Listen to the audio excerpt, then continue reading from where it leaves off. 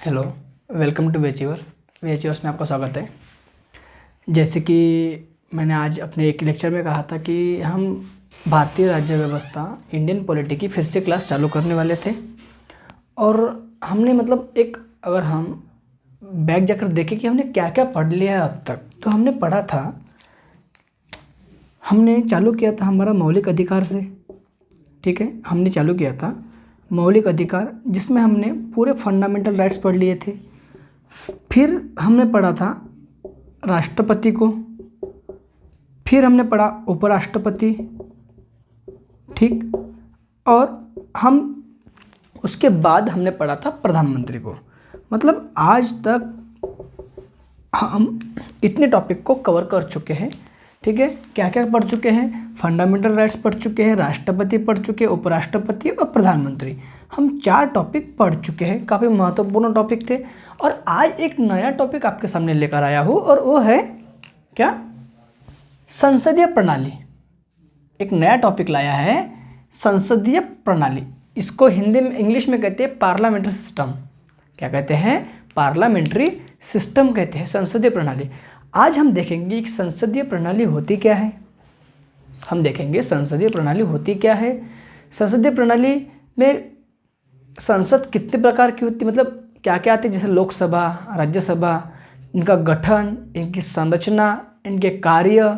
ठीक है, मतलब संसदीय प्रणाली में देखेंगे लोकसभा से लेकर राज्यसभा, उनके गठन, उनके कार्य, उनके पदाधिकारी, ठीक है, उनके विशेषाधिकार, उनकी समितियाँ, ये सब देखेंगे। एक एक करके पूरा वीडियो डालूंगा। ठीक है, मानता हूँ कि वीडियो बहुत लेट आई है। ठीक है, कुछ निजी कारण थे जिसकी वजह से, लेकिन मैं बिल्कुल प्रयत्नशील हूँ। और मैंने बार बार कह रहा हूँ कि आपसे अनुरोध है कि मैं जब इतनी मेहनत कर रहा हूँ तो आप लाइक और शेयर कीजिए। ठीक है, देखिए क्या होता है कि फ्री की चीज़ें किसी को पसंद नहीं आती।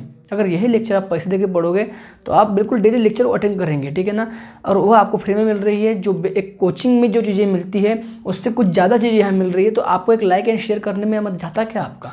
ठीक है, अगर आपको कुछ PDF चाहिए तो मुझे कमेंट सेक्शन में बताइए, मैं PDF भी प्रोवाइड कर दूंगा। ठीक है, तो आज हम देखेंगे संसदीय प्रणाली। ठीक है, अब संसदीय प्रणाली में अब हम देखेंगे संसदीय प्रणाली होती क्या है। मैंने इसके पहले भी आपको समझाया था कि संसदीय प्रणाली होता है मतलब एक वेस्टमिंस्टर मॉडल होता है। कौन सा? वेस्टमिंस्टर प्रणाली। अब ये होती है ब्रिटेन की प्रणाली। ठीक है, इसलिए भारतीय संसद को भी वेस्टमिंस्टर प्रणाली के तहत ही कहा जाता है। ठीक है ना। अब संसदीय प्रणाली में क्या होता है? संसदीय प्रणाली में देखो, राष्ट्र का जो प्रमुख होगा, अब राष्ट्र का प्रमुख कौन रहता है ये आपको बताने की जरूरत अभी है ही नहीं फिलहाल। ठीक है, क्योंकि राष्ट्र का प्रमुख होता है राष्ट्रपति, होता है राष्ट्रपति। राष्ट्र का प्रमुख राष्ट्रपति जो होगा, मतलब संसदीय प्रणाली में राष्ट्र प्रमुख नाम मात्र रहेगा। कौन रहेगा? नाम मात्र। और इसकी पूरी शक्ति का जो प्रयोग करेंगी, ठीक है, वह प्रधानमंत्री की नेतृत्व वाली मंत्रिपरिषद की सहायता से करेगा। ठीक है, अब मंत्रिपरिषद क्या होती है ये सब बताऊंगा एक एक करके। ठीक है, टेंशन मत लीजिए। मंत्रिपरिषद, कैबिनेट मिनिस्टर, ठीक है, और राज्य मंत्री स्वतंत्र प्रभार। राज्य मंत्री क्या होता है, कैबिनेट मिनिस्टर क्या होता है, कैबिनेट क्या होती है, ठीक है, मंत्रिपरिषद क्या होती है, एक एक चीज़ बताऊंगा, हर एक चीज़ अच्छे से बताऊंगा। ठीक है ना। पहले ये समझ लीजिए कि संसदीय प्रणाली होती क्या है। संसदीय प्रणाली वह प्रणाली होती है जिसमें राष्ट्र का प्रमुख नाम मात्र हो और उसकी शक्ति का उपयोग प्रधानमंत्री के नेतृत्व वाली एक मंत्रिपरिषद करे, जिसको हम कहते हैं संसदीय प्रणाली। अब भारतीय संसद जो है, ठीक है, हमने जो मॉडल यूज किया है, देखो प्रणाली 2 प्रकार की होती है। एक होती है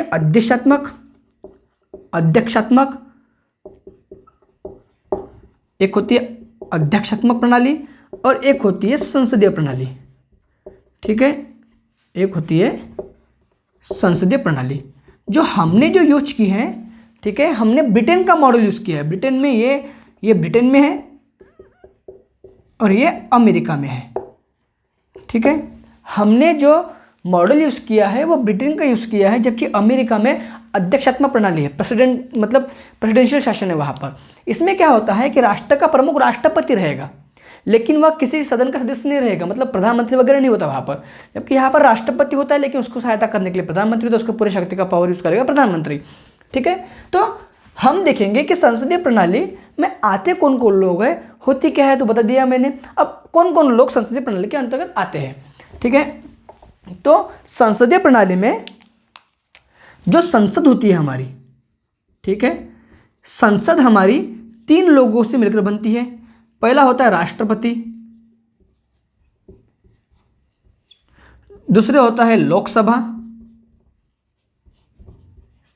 और तीसरा होता है राज्यसभा।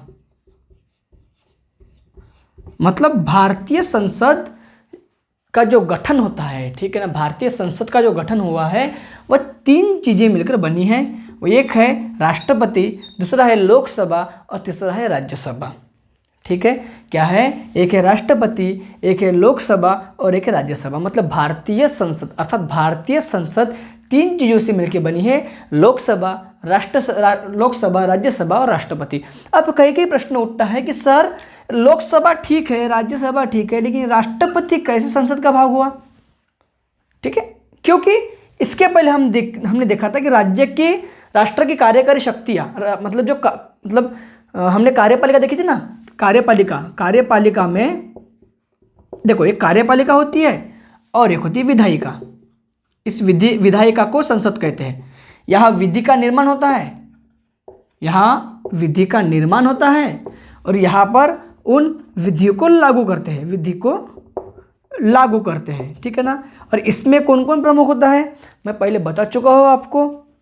इसमें प्रमुख होता है राष्ट्रपति, एक होता है इसका अंग, प्लस प्रधानमंत्री होता है, ठीक है, प्लस मंत्री परिषद होती है, ठीक है, प्लस महान्यायवादी होता है, ये बता चुका हूँ। और यहाँ पर कौन होगा, राष्ट्रपति, लोकसभा और एक होती है राज्यसभा। ठीक है, किसमें, विधायिका में। मतलब राष्ट्रपति कार्यपालिका का भी अंग है और विधायिका का भी अंग है। और विधायिका का जो अंग होता है वो कैसे हुआ, ठीक है ना, ये प्रश्न है। देखो क्या होता है, राष्ट्रपति के पास कुछ एक्स्ट्रा पावर्स होती है। वो एक्स्ट्रा पावर्स कौन कौन सी होती है। पहला पावर तो राष्ट्रपति के पास होता है कि यह संसद का सत्र आहूत करता है। मतलब प्रत्येक वर्ष, देखो ध्यान से सुनना, प्रत्येक वर्ष संसद का पहला सत्र जो होगा वो राष्ट्रपति अपने अभिभाषण से मतलब स्टार्ट करेगा। दूसरी चीज, किसी सत्र को सत्रावसान करना है। देखो स्थगन क्या होता है, सत्रावसान क्या होता है, सब बताऊंगा, अभी ध्यान रखना। सत्रावसान मतलब कि वह सत्र कंप्लीट खत्म करना है, या जब नई लोकसभा चुन के आती है तो पहला अभिभाषण राष्ट्रपति का होता है। ठीक, दूसरा चीज ये है कि कोई भी विधायक, देखो विधि मतलब कानून, विधि का निर्माण जो होता है, ठीक है, ये लोकसभा और राज्यसभा मिलकर करती है। ठीक है, लोकसभा राज्यसभा मिलकर करती है, लेकिन वह विधि को फाइनल मोड, ठीक है, मतलब फाइनल जो जजमेंट होता है उसका, ठीक है ना, मुहर जो लगती है फाइनल, वह कौन लगाता है, राष्ट्रपति लगाता है। ठीक, तो हुआ ना। तीसरी चीज यहाँ, ठीक, इसको एक अध्यादेश जारी करने की शक्ति भी होती है। हाँ, हालांकि वह संसद के पैरेलल नहीं है, समांतर नहीं है, लेकिन एक उस प्रकार एक विधि निर्माण का कार्य कर रहा है ना, तो इसलिए राष्ट्रपति संसद का अंग है। जैसे संसद का अंग है वैसे राज्य विधानमंडल के लिए राज्यपाल होगा, यहाँ विधानसभा होगी, यहाँ विधान परिषद होगी। किसी राज्य में विधान परिषद नहीं है और कई के राज्य में विधान परिषद है। ठीक है, तो आप राज्यों को कंपेयर करके चलिए। मैं ऐसा नहीं कि राज्य के बारे में नहीं पढ़ाऊंगा, लेकिन आपको यहाँ से क्लियर हो जाए अच्छे से, तो वो पढ़ने में आपको आसानी होगी। ठीक है ना। तो संसद राष्ट्रपति, लोकसभा, राज्यसभा से मिलकर बनी होती है। ठीक, अब हम देखते हैं कि एक एक चीज देखेंगे, एक चीज देखेंगे। इसके पहले मैं आपको एक चीज बता दूं, ठीक, और वो चीज है कि देखो एक होती है, फिर से बता रहा हूं मैं, एक होती है विधायिका और एक होती है कार्यपालिका। 2 चीजें हैं, ये विधि का निर्माण करते हैं, विधि निर्माण, और इसमें आता है 2, एक लोकसभा, राज्यसभा, राष्ट्रपति। ठीक है, कार्यपालिका उन विधियों को लागू करने का कार्य करती है, मतलब इनको लागू करेगी। कौन करेगी? कार्यपालिका। संसद का सबसे बड़ा एक मतलब अच्छा गुण क्या होता है कि कार्यपालिका, देखो बहुत बड़ी चीज़ है, ध्यान देना, कार्यपालिका विधायिका के प्रति उत्तरदायी होती है। मतलब कार्यपालिका को अपने कामों के बारे में जानकारी या उत्तरदायी विधायिका के प्रति होती है। ठीक है, सबसे बड़ी चीज़ क्या है इसमें, जो चीज़ बताना चाह रहा हूँ, मतलब अर्थात कि संसदीय प्रणाली में विधायिका और कार्यपालिका के परस्पर निर्भरता, मतलब आपस में एक दूसरे की निर्भरता पर जोर दिया गया है। जबकि अध्यक्षात्मक प्रणाली में वैसा नहीं होता, कार्यपालिका अलग होती है, ठीक है, विधायिका अलग होती है, विधि बनाना कोई अलग काम करता है, कार्यपालिका कोई अलग कार्य करती है, मतलब एक दूसरे के प्रति उत्तरदायी नहीं है। जबकि संसदीय प्रणाली में विधायिका और कार्यपालिका एक दूसरे के प्रति उत्तरदायी होती है। अर्थात संसदीय प्रणाली में आपसी निर्भरता, परस्पर निर्भरता का सिद्धांत लागू होता है कि विधायिका और कार्यपालिका एक दूसरे पर निर्भर रह के कार्य करें, जो एक स्वस्थ लोकतंत्र के लिए काफ़ी अच्छा होता है। ठीक, सबसे बड़ी चीज़ ध्यान रखना आप, ठीक है ना, बता दिया। अब हम देखते हैं लोकसभा क्या होती है, राज्यसभा क्या होती है। ठीक है, तो पहले मैं देखता हूँ राज्यसभा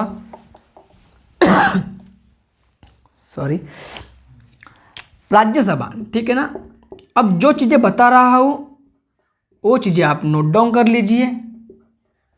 ठीक, राज्यसभा, पहली बात तो ये उच्च सदन होती है। अब एक चीज़ और ध्यान रखिए कि 1954 के पहले जनता सदन होता था, जनता सदन, और यहाँ था राज्य सदन। 1954 में इसको राज्यसभा नाम दिया गया और इसको दिया गया लोकसभा। ये भी चीज़ एक ध्यान रखना, ये कब किया गया? 1954 में। ठीक है, राज्यसभा एक स्थायी सदन है। क्या है? स्थायी सदन। अब स्थायी सदन मतलब क्या कि यह विघटित नहीं होता, मतलब इसका कोई कार्यकाल फिक्स नहीं है। जैसे लोकसभा का भी कार्यकाल फिक्स है क्या? 5 साल है। ठीक है, 5 साल के बाद यह विघटित हो जाएगी। लेकिन राज्यसभा विघटित नहीं होती। अब वो कैसे नहीं होती? क्योंकि प्रत्येक 2 वर्ष उसके 2/3 सदस्य, 1/3 सदस्य मतलब उसके रिटायर्ड होते चलते हैं। ठीक है ना, उसके वजह से जब हम सदस्यों के बारे में पढ़ेंगे, ठीक है ना, तो लोकसभा सदस्य की क्या अर्हता होती है, राज्यसभा की अर्हता क्या होती है, तब वहाँ पे आएंगे। ठीक है ना, अभी हम पहले सदन देखते हैं। तो राज्यसभा एक स्थायी सदन है, इसको विघटित नहीं कर सकते। मेरी बातें ध्यान से सुनो ना और एक एक पॉइंट को नोट डाउन करना। ठीक है ना, मैं हर एक चीज़ आपको लिख के नहीं दे सकता, आप छोटे बच्चे नहीं हो। ठीक है, आपको उतनी समझ विकसित करनी होगी। ठीक है, मैं जो जो चीज़ें बोल रहा हूँ वो आप एक एक चीज़ को नोट डाउन करिए, काफ़ी अच्छे से नोट्स बनाइए। ठीक है ना, तो राज्यसभा में लिखेंगे कि राज्यसभा एक स्थायी सदन है, इसको विघटित नहीं कर सकते। ठीक है, दूसरी चीज़, राज्यसभा के सदस्य की अधिकतम अवधि 6 वर्ष की होती है। ठीक है, लिख लीजिए। ठीक, अब स्थायी सदन है, विघटित नहीं करेंगे। दूसरी चीज़, यह उच्च सदन कहलाता है, उच्च सदन। ठीक है, अपर हाउस लोअर हाउस, उच्च सदन है, स्थायी सदन है, विघटित नहीं होती। ठीक है, अब मोस्ट इंपॉर्टेंट चीज़ इसमें एक, इसकी अधिकतम संख्या, किसकी? अधिकतम सदस्य संख्या,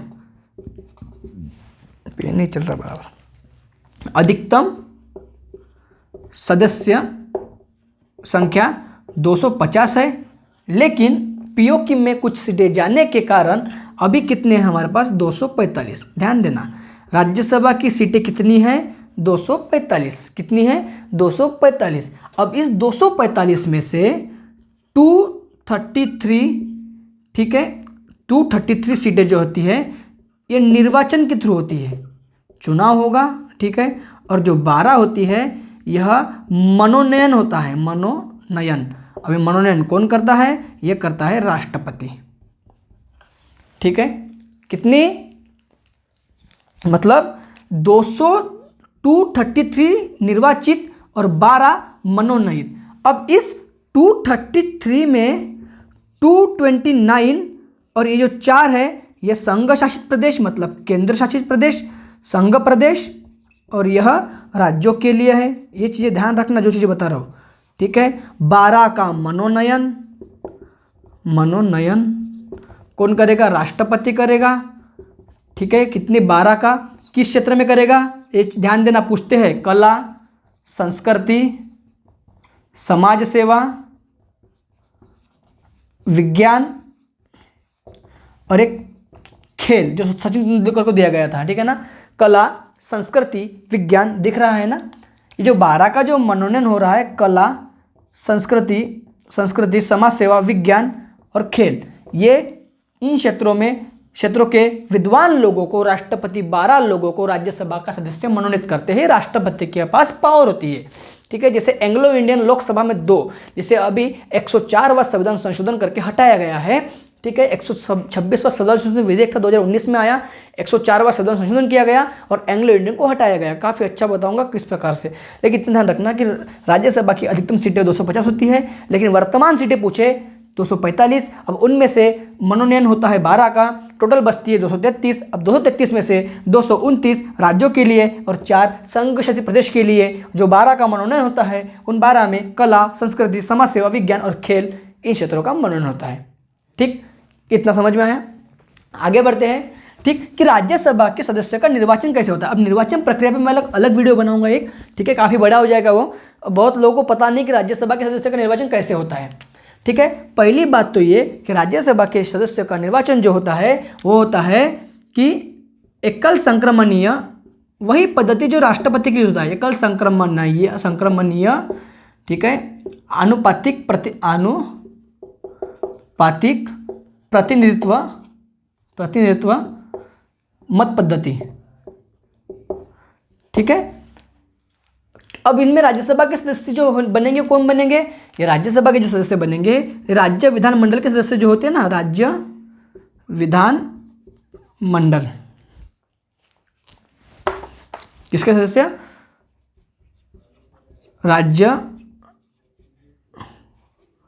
राज्य विधानसभा के सदस्य, राज्य विधानसभा के सदस्य। ठीक है, अब इन राज्य विधानसभा के सदस्यों में से, ठीक है, और यही सदस्य वोटिंग करेंगे और इन सदस्यों में से भेज जाते हैं राज्यसभा में। ठीक है, प्रत्येक राज्य को उसकी जनगणना के अनुसार सीटों का बंटवारा किया गया है। जैसे हमारे एमपी में, मध्य प्रदेश में 11 है और यूपी में 31 है। मतलब उनकी जनगणना के अनुसार, जनसंख्या के अनुसार सीटों का बंटवारा किया गया है और प्रत्येक राज्य की विधानसभा के सदस्य, ठीक है, उन सदस्यों में से, विधानसभा के सदस्यों में से मतलब वो सदस्य चुनाव करेंगे। जरूरी नहीं है कि वो सदस्य उनमें से ही रहेगा, वो सदस्य चुनाव करेंगे, खड़ा होगा प्रत्याशी। ठीक है, ये विधायक चुनाव करेंगे और उस व्यक्ति को राज्य का प्रतिनिधित्व केंद्र के स्तर पर हो, इसलिए वहां पर राज्यसभा में भेजेंगे। किसके लिए भेजेंगे? कि राज्य का प्रतिनिधित्व केंद्रीय स्तर पर हो, इसीलिए राज्यसभा में सदस्यों को भेजेंगे। ठीक, राज्यसभा समझ में आया? भारत के संविधान में अनुसूचियां होती है और चौथी अनुसूची जो है, 4th शेड्यूल, उसमें कहा गया है कि राज्यसभा की सीटों का जो बंटवारा राज्यों में करना है करके। ठीक है ना, अब किस आधार पर करना था? वो जनगणना के आधार पर करना, जनसंख्या के आधार पर करना था, जिसकी जगह जनसंख्या होगी। अब कुछ केंद्र शासित प्रदेश के लिए 4 ही सीटें दी गई है, बाकी के लिए नहीं, क्योंकि उनकी जनसंख्या काफ़ी कम थी, इसलिए नहीं दी गई है। ठीक है, तो राज्यसभा के बारे में आपको कोई डाउट नहीं होगा। ठीक है, अब रही बात इनके सदस्यों की, इनके कार्यकाल की, इनके सभापति, उपसभापति, ठीक है, दलबदल कानून, ये सब चीज़ें देखेंगे, एक एक आराम से बढ़ेंगे। ठीक है ना, तो राज्यसभा के बारे में आपको पता लग गया। अब आते हैं लोकसभा के ऊपर।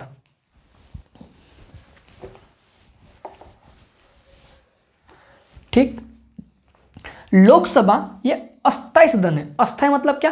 प्रत्येक 5 वर्ष के बाद इसको विघटित होना पड़ता है, फिर से चुनाव होगा, चुनाव के बाद फिर से गठित होगा।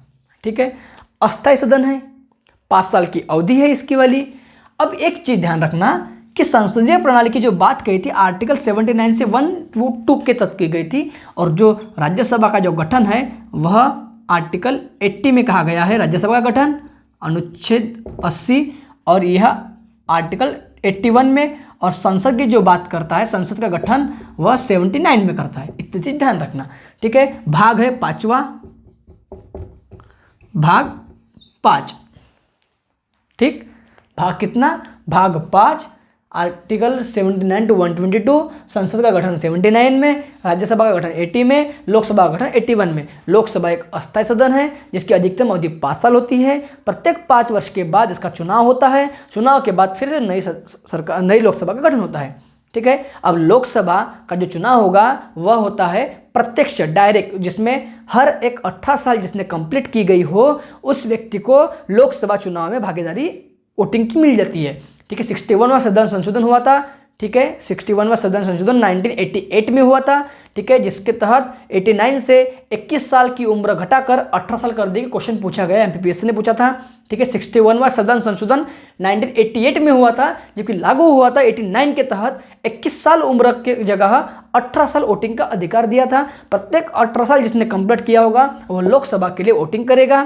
ठीक है, लोकसभा के क्षेत्रों का जो मतलब डिवाइडेशन होगा, ठीक है, वह कितने परिसमन आयोग होगा, कितनी सीटें डिवाइड करना है वो जनसंख्या के अकॉर्डिंग डिवाइड होगी। ठीक है, एक स्थायी सदन है। ठीक है, अधिकतम संख्या कितनी है? अधिकतम संख्या है 552। कितनी? अधिकतम, इसमें ध्यान देना। ठीक है, लेकिन वर्तमान में 545। कितनी है? 545। ठीक है, जिसमें से 543 सीटें जो है, ठीक, 543 सीटें लोकसभा की निर्वाचित होती है, ये निर्वाचित होती है, निर्वाचित, और 2 थी एंग्लो इंडियन, आंग्ल भारतीय के लिए। ठीक है, अब क्या हुआ था कि 95वां संविधान संशोधन, ध्यान से सुनना इस बात को, 95वां संविधान संशोधन 2009 में हुआ, जिसके तहत कहा गया था कि SC ST और एंग्लो इंडियन की जो सीटों का जो रिजर्वेशन है वह हम 10 साल के लिए और बढ़ा रहे हैं। 2020 में यह 10 साल कंप्लीट हुए। ठीक है, 104वां संविधान संशोधन किया गया, जिसमें 126वां संविधान संशोधन विधेयक 2019 आया, जिसके तहत लोकसभा राज्यसभा ने पारित किया। 104वां संविधान संशोधन विधेयक पेश किया गया और जिसमें एंग्लो इंडियन को अब हटा दिया गया है। अब कोई पूछे कि लोकसभा की सदस्य संख्या कितनी है, तो 543 है, ना कि 545, क्योंकि जो 2 सीटें एंग्लो इंडियन की थी वह इस बार से अब हटा दी गई है। समझ में आई बात? और इसीलिए पीएससी ने पिछली बार फ्रैंक एंथोनी का क्वेश्चन किया था, क्योंकि एंग्लो इंडियन एक बहुत बड़ी चीज़ थी जो हटा दी गई है। ठीक है, फ्रैंक एंथोनी जो थे वह एंग्लो इंडियन के नेता थे। एंग्लो इंडियन को पहले मजदूर रेलवे के मतलब जो था ना, रेलवे पुत्र से कुछ कहते थे उनको। ठीक है, क्योंकि वो रेलवे के काम करने के लिए ब्रिटेन से भारत लाए गए थे, रेलवे के लिए ही, और यही रह गए। अब एंग्लो इंडियन क्या होता है, कब हटे, क्या हटे, इसका भी एक वीडियो डाल दूंगा मैं। तो लोकसभा एक अस्थायी सदन है, ये 5 वर्ष के पश्चात विघटित होता है। प्रत्येक 5 वर्ष के बाद चुनाव होगा। अधिकतम संख्या है 543, अधिकतम संख्या 552, और 552 में से 2 चले गए, मतलब कितने हुए? 550 अधिकतम संख्या, और वर्तमान में है 543। 2 एंग्लो इंडियन हट चुके हैं, वो कौन से सदन से हटे गए हैं? 104वां संविधान संशोधन से हटाए गए हैं। उनकी जो अवधि बढ़ाई थी वो 95वां संविधान संशोधन 2009 के तहत 10 साल के लिए बढ़ाए गए थे उनकी अवधि। ठीक है, तीसरी चीज, एक अब इनमें जो इसका चुनाव होगा डायरेक्ट होगा, जिसमें प्रत्येक 18 वर्ष का व्यक्ति जो मतदार का जो हकदार होगा वो वोटिंग करेगा और वह सदन में उस व्यक्ति को भेजेगा। ठीक है, इस प्रकार थी संसदीय प्रणाली, लोकसभा और राज्यसभा। आगे हम देखेंगे इनका गठन तो हो गया, अब इनके सदस्य किस प्रकार रहते हैं, अध्यक्ष के कार्य, उपाध्यक्ष के कार्य। ठीक है, सदन की मतलब उनकी जो योग्यताएं होती है वह देखेंगे, दल बदल देखेंगे, विशेषाधिकार समिति देखेंगे, पूरी प्राक्कलन, लोकलेखा समिति वगैरह। ठीक है, अब उनके सत्र देखेंगे, प्रस्ताव देखेंगे, अविश्वास प्रस्ताव, ठीक है ना, कंगारू प्रस्ताव, गिलोटिन प्रस्ताव, ठीक है, स्थगन प्रस्ताव, ठीक, पूरे स्थगन देखेंगे, 17 वसन देखेंगे, स्थगन देखेंगे, ये सब, और कटौती प्रस्ताव हो गया, शून्यकाल, प्रश्नकाल, ये सब चीज़ें देखेंगे। और संसद एक काफ़ी बड़ा टॉपिक है और काफ़ी अच्छे से पढ़िए। ठीक है ना, और अच्छा लगा हो तो लाइक और शेयर कीजिए। आप व्यूज़ देते हो लेकिन लाइक नहीं देते हो। ठीक है ना, अगर आपको अच्छे हो, ऐसा नहीं है, अगर नहीं अच्छा लग रहा है तो मत करिए, ठीक, कोई बात नहीं है, लेकिन अगर अच्छा लग रहा है दिल से तो एक लाइक और एक शेयर कर दीजिए बस। ठीक है, और कुछ प्रॉब्लम हो तो कमेंट सेक्शन में बताइए। ठीक है, जय हिंद, जय भारत, धन्यवाद।